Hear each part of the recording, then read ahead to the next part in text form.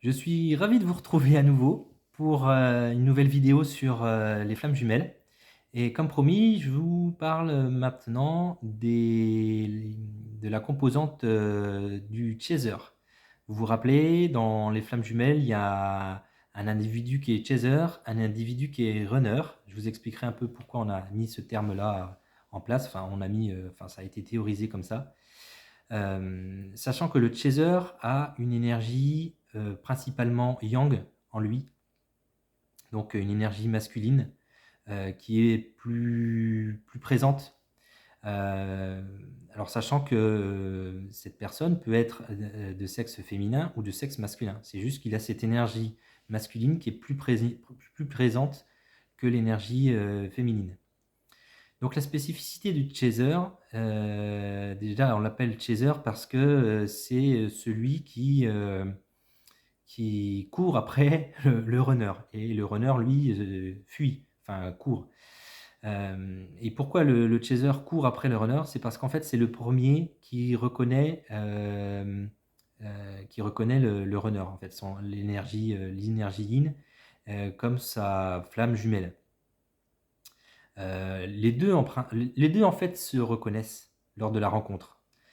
Mais le chaser, qui est plutôt porteur de l'énergie masculine, euh, pour préciser, l'énergie masculine, elle est plutôt empreinte d'une énergie d'action, d'expression et d'accélération.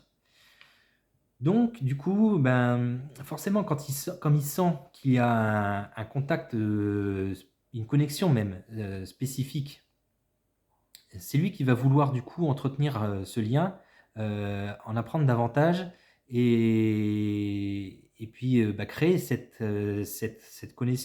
connexion de manière plus régulière, en tout cas dans la communication. Et pour cela, c'est lui qui va aussi s'exprimer sur le fait qu'il sent quelque chose de pas commun et que pour lui, même s'il ne peut pas encore tout expliquer, pour lui, ça fait sens de créer une relation, en tout cas d'entretenir une connexion avec la personne d'énergie yin. La personne d'énergie yin qui, elle, c'est aussi au fond d'elle qu'il se passe quelque chose, mais elle est un peu dans le flou, euh, puisque elle voit pas de quoi il retourne, ça correspond à aucun schéma, aucun conditionnement et aucun élément de son parcours de vie qu'elle a pu connaître. Donc cette énergie yin qui a plutôt besoin de réflexion, d'observation, elle a besoin de temps pour comprendre. Euh, voilà pourquoi, c'est le chaser qui a cette énergie masculine. Vous trouverez sur Internet souvent l'inverse, comme quoi c'est l'énergie yin qui crée la relation, qui s'exprime, et c'est l'énergie yang qui est plutôt runner. Donc l'énergie yin qui serait chaser et l'énergie yang qui serait runner. Pourquoi? Parce que l'énergie yin, comme elle est dans la réflexion et l'observation, elle a fait un travail sur elle beaucoup plus profond pour élever sa conscience, ce qui lui permet de reconnaître la relation. Donc, ça peut être une possibilité aussi, hein. Comme je vous le disais, je ne suis pas fan des théories, et donc tout est possible. Moi, personnellement, je suis de composante, bon, je suis de sexe masculin et j'ai la composante yang qui est majoritaire. Et donc, j'ai reconnu et j'ai exprimé ce que j'ai reconnu, ce qui correspond aussi à ce qu'ont écrit Julie et Daisy Baudin dans leur livre sur les flammes jumelles, hein. Voilà, donc pour moi, c'est vraiment cette énergie yang qui est chaser et cette énergie yin qui est runner. Il faut savoir d'ailleurs que quand les flammes jumelles se retrouvent en couple dans la phase de lune de miel, bah forcément, même si les runners et les chasers sont dans un niveau passionnel, le chaser est très demandeur d'affection. Enfin, en tout cas, il va vouloir vivre physiquement cette relation d'amour lorsque cela est possible. Il peut y avoir des flammes jumelles qui ne peuvent pas être en couple, soit parce qu'il y a des contraintes familiales, soit parce que, voilà, je peux pas expliquer. Ceux qui sont dans cette situation-là pourront laisser des commentaires pour expliquer. Mais voilà, là encore, je ne veux pas théoriser et faire une seule vérité. C'est pas parce qu'on est en relation de flamme jumelle qu'il y a forcément un couple qui se crée de manière amoureuse. Il y a un couple, mais c'est une relation pour établir une mission de vie. Euh, dans ce que je vis, non seulement je suis en relation de flamme jumelle, mais du coup on vit en couple. Donc c'est pour ça que j'ai tendance à dire que voilà, le chaser et généralement l'énergie masculine a envie de vivre physiquement et de manière charnelle le couple. Donc c'est pour ça que pour moi aussi ça fait sens que l'énergie masculine soit attribuée au chaser. Et vous verrez peut-être, si Chloé fait une vidéo avec moi sur le sujet de l'énergie yin, que ça fait plutôt sens aussi que l'énergie yin soit le runner, puisqu'elle est plus souvent dans le besoin de temps, de pouvoir réfléchir, de pouvoir observer, de pouvoir assimiler ce qui se passe, voilà, ce qui correspond entièrement aux capacités ou en tout cas aux caractéristiques de l'énergie féminine. Voilà ce que je voulais dire sur le chaser. Alors, il y a quand même quelque chose de spécifique, c'est que du coup, le chaser, il est en difficulté un peu dès le début. Dès le début parce que tout dépend si la lune de miel se fait rapidement. Moi, dans mon cas, on a vécu une lune de miel où on n'était pas encore en couple. C'est-à-dire qu'en fait, moi, je savais que je voulais partager ma vie avec Chloé, mais c'était pas encore clair pour elle. Mais on avait du coup toujours une relation de communication très soutenue, très régulière, très intense. Et on échangeait du coup, on échangeait tous les jours, parfois jusque tard dans la nuit, et ça pendant 3 mois.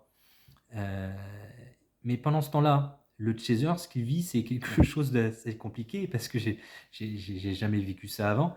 Euh, il a envie du coup de pouvoir vivre cette relation de manière plus rapprochée, euh, d'avoir un contact visuel et puis de pouvoir faire des choses ensemble, en tout cas de partager la vie ensemble. Et dans cette situation-là, quand il n'y a pas la notion quand il n'y a pas la vie en couple, c'est compliqué pour le chaser parce que ça ne correspond pas à ce qu'il attend.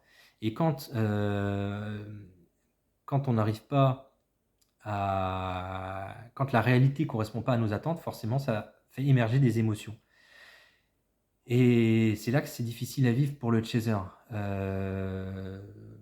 Pour moi, c'était beaucoup de périodes de doute, des périodes parfois de tristesse, mais tout en fond de moi, sachant que cette relation était bénéfique et que je ressentais cet amour inconditionnel pour Chloé. Donc, avec le recul, c'est vraiment passionnant. Parce que sur le moment, c'est très difficile à vivre, mais il y a déjà un travail qui se fait. Et en plus, l'union, euh, la réunion de ces flammes jumelles s'effectue euh, parce que justement le chaser travaille sur lui. Comme je l'ai dit dans une précédente vidéo, le fait de travailler sur soi permet de débloquer des choses chez l'autre. Euh, Quand le chaser, en fait, c'est tout simple, quand le chaser travaille sur lui, ça débloque des choses chez le runner, et quand le runner travaille sur lui, ça débloque des choses chez le chaser. Mais du coup, le travail s'effectue en soi-même. Et en l'occurrence, là, pour parler de la relation que, que j'ai avec Chloé, à l'époque, j'ai pu voir les similitudes qu'il y avait avec les flammes jumelles, ça m'est tombé dessus. Et je lui en ai pas parlé. hem, parce que j'avais la conviction qu'il devait pas y avoir en fait heu, je connaissais mes attentes et il fallait que, j'avais vraiment cette certitude que Chloé devait cheminer et que je devais pas forcer les choses et et que je devais laisser faire les choses, en fait. Et c'est en ça que c'est difficile, c'est qu'on sait qu'il y a quelque chose à faire ensemble, mais on maîtrise rien. On maîtrise seulement ses émotions. On peut seulement maîtriser ses émotions et ses attentes. Donc c'est ce que j'ai essayé de faire, heu et au final, bah, ça s'est plutôt bien passé, puisque 3 mois après, donc il y a eu cette réunion, en couple, 3-4 mois après, ouais. Heu, Puisqu'au fur et à mesure de travailler, de son côté, le runner a pris conscience, de la situation. Donc Chloé a pris conscience de la situation et avait travaillé aussi, de son côté sur des choses qui semblaient essentielles pour elle de pouvoir dépasser et ça a été beaucoup plus clair à ce moment-là pour elle.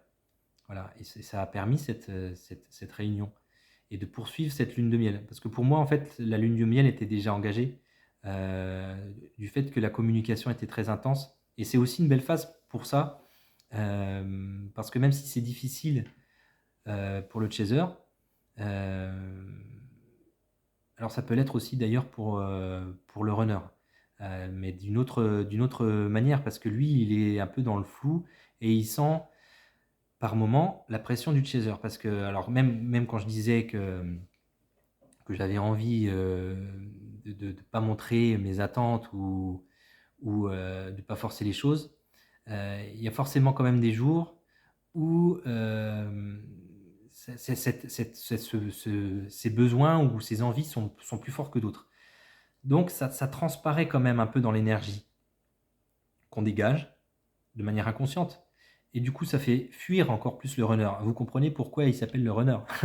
C'est que du coup, ça le perturbe davantage. Je sais pas, peut-être que Chloé vous en parlera, ça perturbe davantage le chaser et ça l'engage pas trop à vouloir établir une connexion, plus rapprochée.